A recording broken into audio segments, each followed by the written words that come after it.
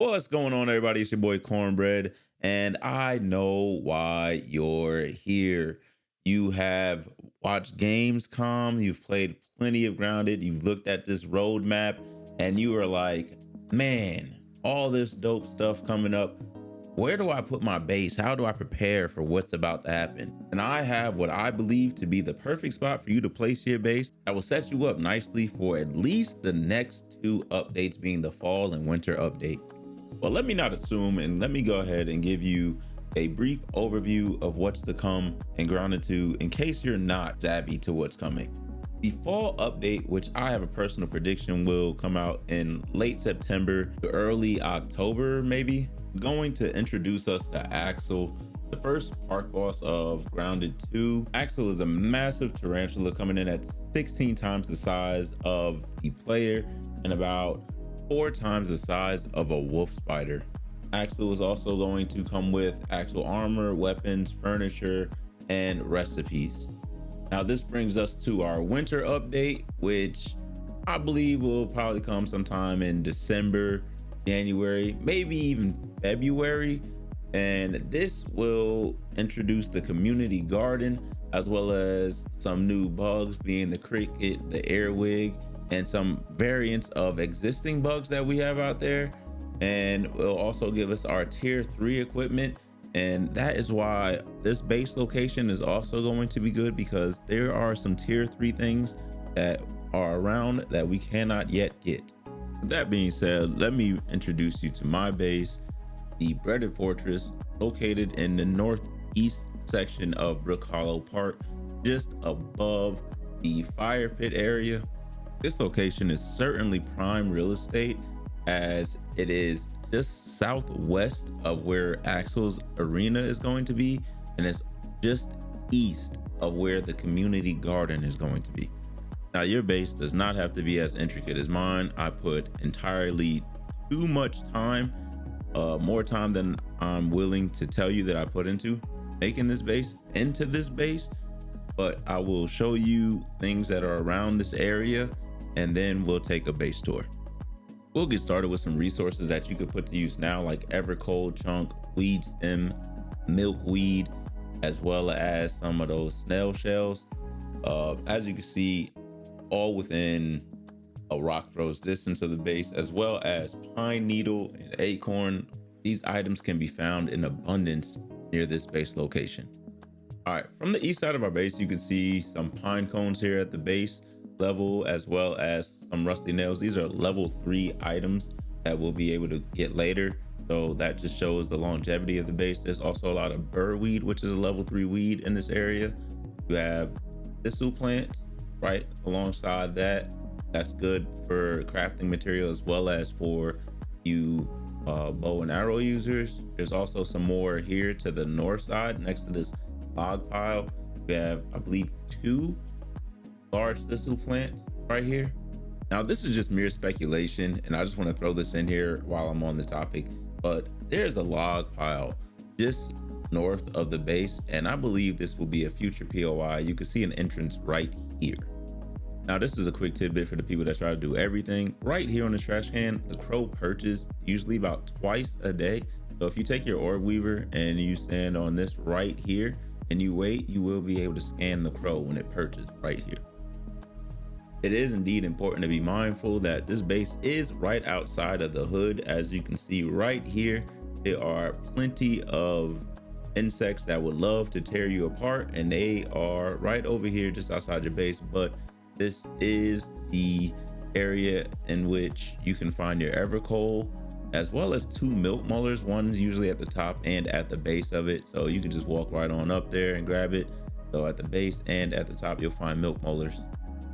Now, if you follow me down to the base of the base, I will show you where you can find some gum. All right, there's some gum that is, I guess, holding our logs together here, and you can use that as a resource for some of your cooking. All right, for this next part, I just decided to take you on a run around the area so I can show you more resources. It's better if I just show you. As you can see, we have pine cone right here, and this is to the west of the base, going towards where you would find lingonberries. Here's some more gum that you can use, as well as another pine cone. So there's pine cone in abundance. There's another one. And right by this drink, you'll find some of the hot candies. There's also more hot candy to the north of the base. And now I'm going to go inside and show you more. There's another pine cone, as well as an ant hill. This is the spider nest ant hill, so just be careful. A wolf spider sometimes comes around this area. I've ran into it maybe once or twice, but I wouldn't be too worried about it. And let me speed this up and take you inside. All right, here we are, and this is the area in which you will find plenty of lingonberry, as well as the unique bow. The unique bow is up there. And a little pro tip for those who didn't know, you can use your spider's web shot ability to knock these down, and you can knock those down and not have to use your arrows. So you just shoot these down, and when they land, you just go over there and harvest them. So you can shoot them all down, let them all fall to the base, walk down and harvest your lingonberry.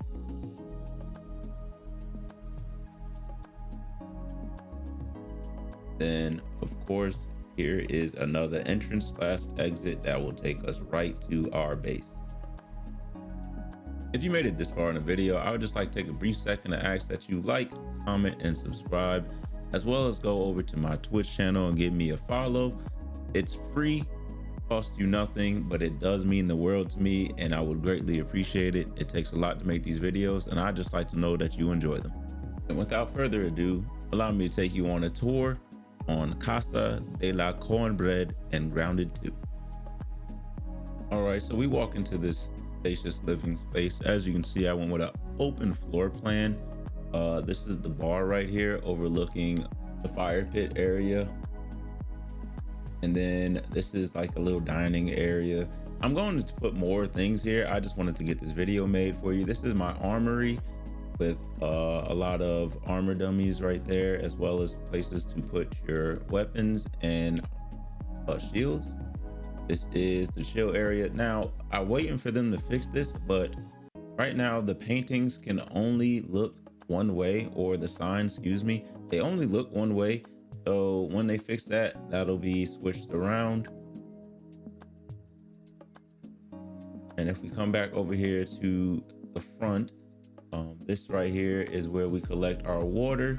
You just hit the stuff plug, and there you go. It drops into the well and you collect it. These are our defenses. We have turrets in the corner of the fortress, and this is where we would handle whatever needs to be handled. You know what I'm talking about?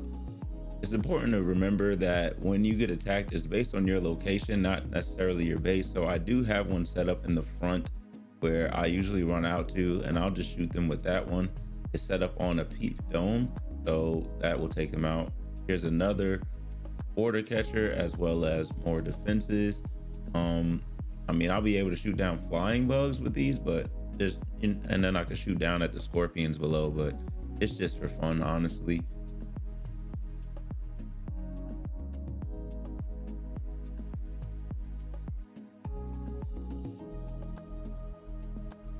Now we make our way into the kitchen.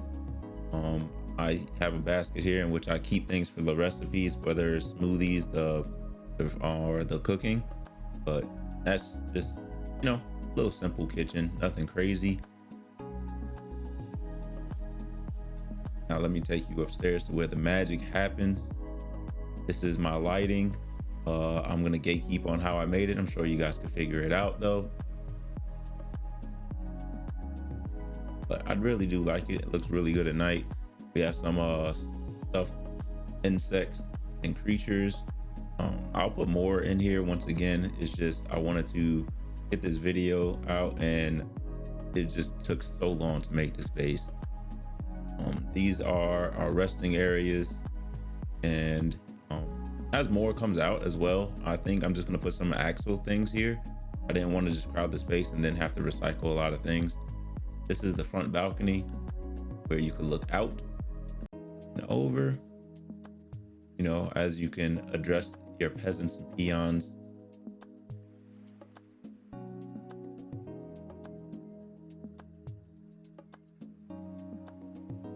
We speed it up over here and show you the back balcony.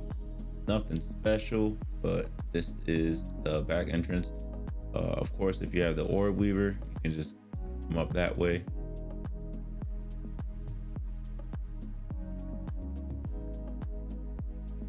Now let me take you to the undercroft and or the basement.